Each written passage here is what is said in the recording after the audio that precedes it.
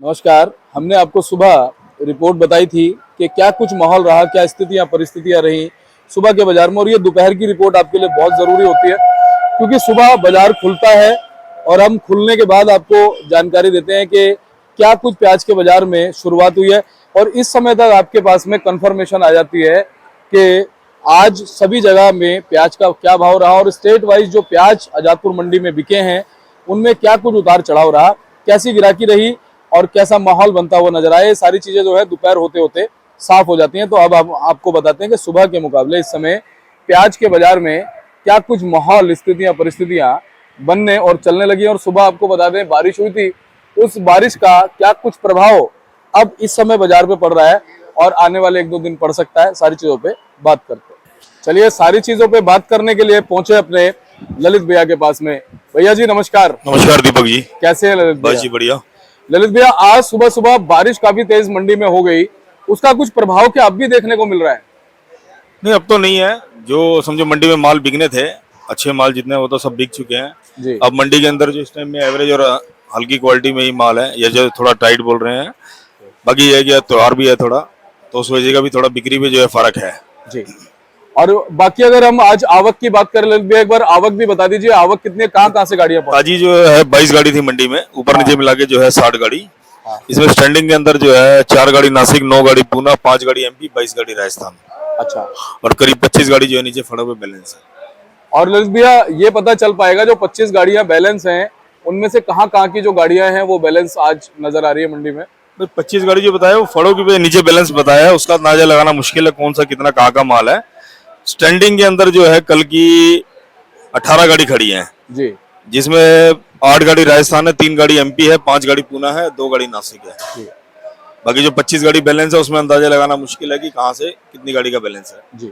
ललित भैया, आवक की अगर हम बात करें, आवक वैसे ही कंसिस्टेंटली बनी हुई है या कुछ उसमें फर्क है? कल हो सकता है थोड़ी आमदनी बढ़े, क्योंकि क्या है जितने भी ड्राइवर हैं सब माउंटेन्स है जो लंबे रूट की गाड़ियों पे हैं, तो आज त्योहार है उनका, तो इस वजह से कोई घर पे रुक गया है, तो इस वजह से आज आमदनी थोड़ी कम देखने को मिली है। नहीं तो 40-45 गाड़ी तो आती। बाकी अब कल पता चल जाएगा कि कितनी गाड़ी रास्ते में रुकी थी कितनी नहीं, तो उम्मीद है कल 50 से ऊपर गाड़ी आमदनी ताजी आनी चाहिए जी।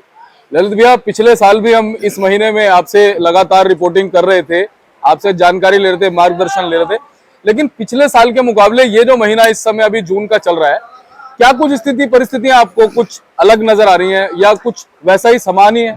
भाई पिछले साल के अगर मुकाबले देखा जाए तो पिछले साल इन दिनों मंदा ज्यादा था और नेफेड के भी माल आ रहे थे मंडी के अंदर, तो अभी जो है नेफेड ने खरीदारी चालू कर दी है वहाँ पे, जिस वजह से पीछे बाजार तेज है सब जगह जी। बाकी आने वाले टाइम में यहाँ भी तेजी बनेगी जी। ऐसा नहीं है कि नहीं बनेगी तेजी, और तेजी जरूर बनेगी जी। और ललित भैया, कहीं ना कहीं ये बात भी है कि पिछले साल जो है 3 महीने पहले ही नेफेड ने मालों को खरीद लिया था और इस समय तो निकालना शुरू कर दिया था। तो ऐसा ना, पिछले साल मालों में डैमेज नहीं था जितना इस साल डैमेज है मालों में। जो व्यापारी स्टॉक नहीं कर पा रहे हैं या किसान जो पैदा करता है वो स्टॉक नहीं कर पा रहा, तो गवर्नमेंट कहाँ से, जब स्टॉक के मतलब के माल ही नहीं आ रहे हैं तो स्टॉक कहाँ से होगा माल? बिल्कुल तो अब जो है स्टॉक के माल जो है चालू हो गए आने जी, तो इसलिए नेफेड ने भी खरीदारी चालू कर दी, इधर व्यापारी भी स्टॉक कर रहे हैं जी। और ललित भैया, अगर बात महाराष्ट्र के नासिक, पुणे की कर लें तो वहां से क्या जानकारी निकल के आ रही है? वहां पर जो भाव है उसमें कुछ उतार चढ़ाव लगातार देखने को मिल रहा है?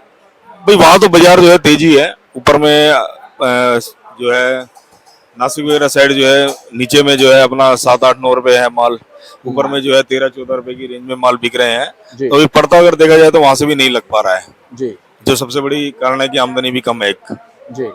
और इसी वजह पूना में है, एमपी में भी, ये सब जगह तेज है बाजार। थोड़ा क्या साउथ में भी लोडिंग ज्यादा चल रही है, ईद की वजह से वहां की डिमांड ज्यादा थी जी। और नासिक और पुणे वगैरह के जो माल ललित भैया होते हैं उनकी क्वालिटी अच्छी होती है और डिमांड यहाँ पे अच्छी होती है। हाँ, सबसे ज्यादा क्वालिटी वहीं की सुपर होती है और कहीं ना कहीं वो माल पहुंच नहीं रहे हैं मंडी में, तो उसका भी फर्क है। भाई देखिए तेज है बाजार, जब तक पड़ता नहीं बैठेगा तो कौन व्यापारी अपना नुकसान करेगा? जी। पड़ता लगेगा तो माल अपने आप आने चालू हो जाएंगे। बिल्कुल। अच्छा, एमपी और राजस्थान की घरेलू मंडियों की बात करें तो वहां पर क्या कुछ माहौल बना हुआ है? क्या कुछ इसी तरह का माहौल है? तो वहां भी पीछे भी तेजी है बाजार, जी, तो तभी यहाँ भी बाजार तेज है जी, अच्छे माल जो है समझे 15-20% ही आ रहे हैं मंडी के अंदर, जो अच्छे भाव बिक रहे हैं जी, बाकी हल्के का कोई भाव नहीं है जी।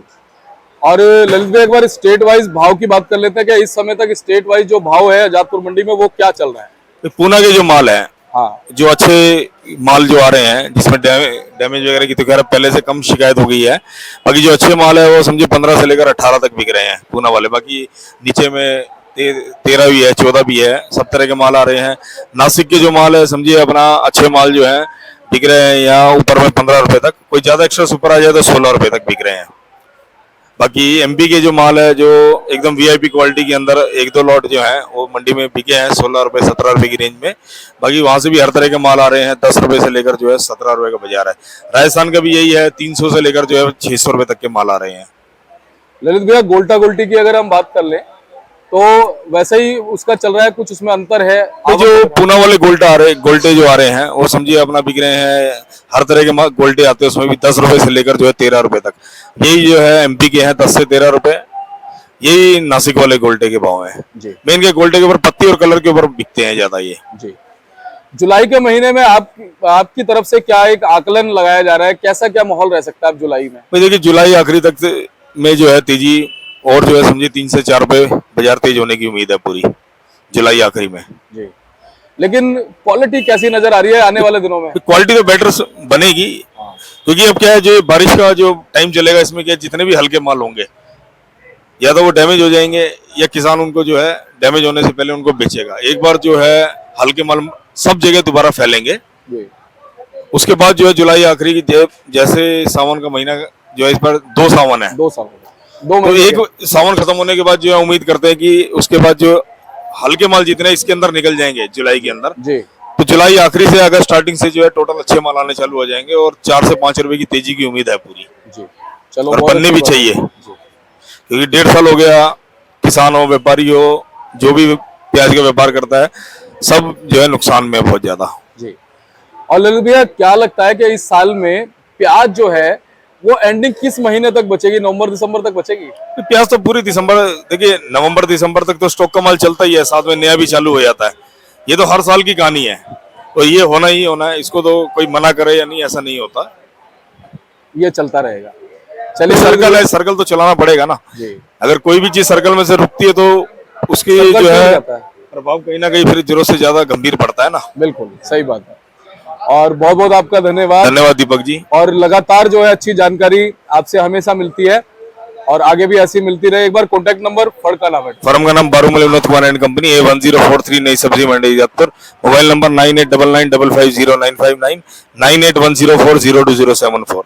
ललित भैया बहुत बहुत धन्यवाद दीपक जी। और आपका बोर्ड में एक बार दिखा देता हूँ ताकि संपर्क करने में किसी को दिक्कत ना हो। देखिए बीवीसी मार्का है, बारूमल विनोद कुमार एंड कंपनी, फंड नंबर 901043 और विनोद D387 वाले आप संपर्क कीजिएगा। हमेशा अच्छी जानकारी आपको इनके द्वारा मिलती रहेगी। चलिए मिलते हैं अगले अपडेट के साथ, तब तक के लिए जय हिंद, नमस्कार।